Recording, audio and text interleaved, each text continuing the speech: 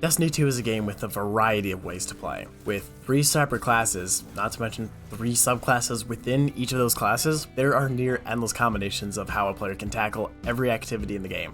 Since the beginning of my time playing, however, I've had a clear favorite. Arcstrider is an arc-based hunter subclass in which the user wields a lightning staff. The moment I set my eyes on the subclass and tried Arc Staff for the first time, I was in love and almost never took it off for anything. I even remember doing my first raid with my clan and refusing to switch to a better subclass for damage. Hell, the Arc Staff logo is even tattooed on my arm. There was a problem though. Arc Staff, well, sucked cheeks in PvE. There was very little incentive to choose it over something as valuable as the constant invisibility offered by Night Stalker or the high DPS potential brought by Gunslinger. This was the case until Season 20. The Arc 3.0 update saw a slew of changes to all Arc subclasses, including Hunters. These changes make the subclass a consistent option for endgame PvE activity. Today, I'm going to be showcasing a simple but effective PvE build for Arcstrider hunters like myself. This build is going to balance speed, survivability, and damage all in one, and can be used both in a fireteam setting or a solo setting. Let's get into it. This build is going to revolve very heavily around looping melee kills to spam generate orbs of power with the new mod Reaper. This provides incredibly easy access to stacks of armor charge and helps to charge your super even faster. Reaper is a class item mod with the following ability.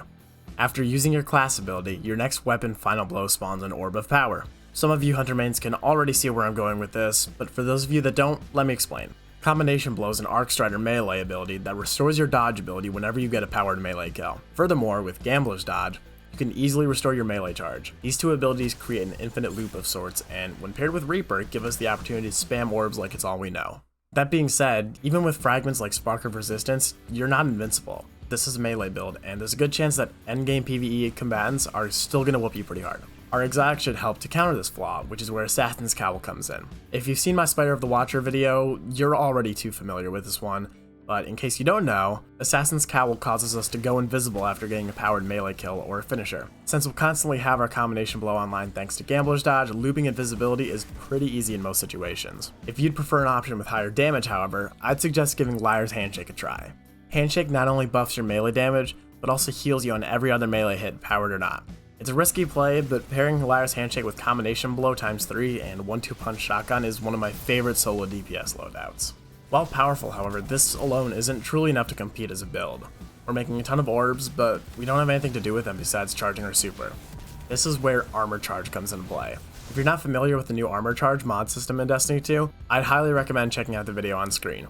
However, to briefly summarize, Armor Charge is a new status effect you can acquire through certain mods within Destiny 2. You acquire a stack of Armor Charge by picking up an Orb of Power, and stacks of the buff allow you to use different mods to enhance the way you play. I'd highly recommend a heavy-handed and arms mod as a way to generate orbs. Reaper is already going to make us orbs with weapon kills, but we can spawn even more with heavy-handed. From there, however, it's up to you to choose which mods you want, and it definitely depends on what you're trying to accomplish. The most popular use for Armor Charge is Weapon Surge, which are mods that each buff a different element of weapon damage. These have become the go-to mods for boss DPS, and I'd highly recommend 1 or 2 of these if you've got room in your build. Font of Focus is another great choice. While you have stacks of Armor Charge, Font of Focus will generate grenade energy for you.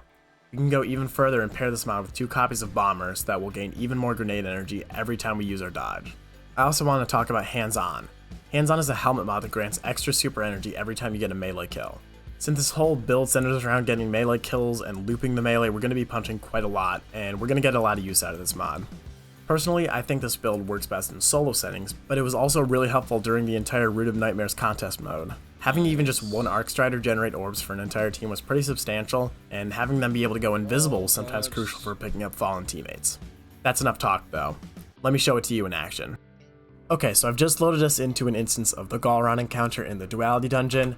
We're going to be rocking Assassin's Cowl for this just because I think it's a little more consistent than the Liar's Handshake, but all of our mods are set up. So we've got Heavy-Handed for the orb generation, we've got Reaper for orb generation, we've got Hands On for more super energy, and I think that's about all we need, so let's just get started. Alright, so we're going to start with the melee kill. It's going to refresh our dodge. We're going to dodge. We're going to kill a War Beast with our weapon. We're going to generate an orb. And if you're playing during Season 20 like I am, you're going to have access to the Volatile Flow mod, which allows us to get volatile rounds on our Void weapons whenever we pick up an Orb of Power. So this build works even better if you're playing right now when I am.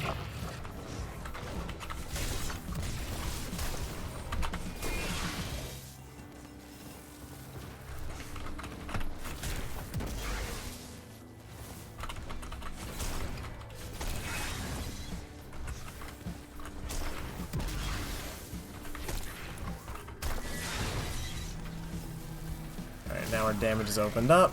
We're gonna start with just taking out the Bell Keepers. Gonna find Galron, hit him with the super, and now we've got 3 stacks of armor charge that are gonna last us for the entire damage phase. There you have it. That is a successful damage phase with my build. So that would probably be around 4, maybe 5 phases. It's definitely far from perfect, but it gets the job done, I think. So yeah, back to you, Dalton. At the end of the day, this is a risky and situational build. Not every raid encounter or dungeon attempt is going to call for mass destruction via melee. However, this is definitely the build I have the most fun with. There's just something so satisfying about charging up that combination blow 3 times and obliterating everything that steps in front of me. The next time you're looking for a new hunter build to try, I'd highly recommend giving this one a shot. I think you'll find it's a lot of fun.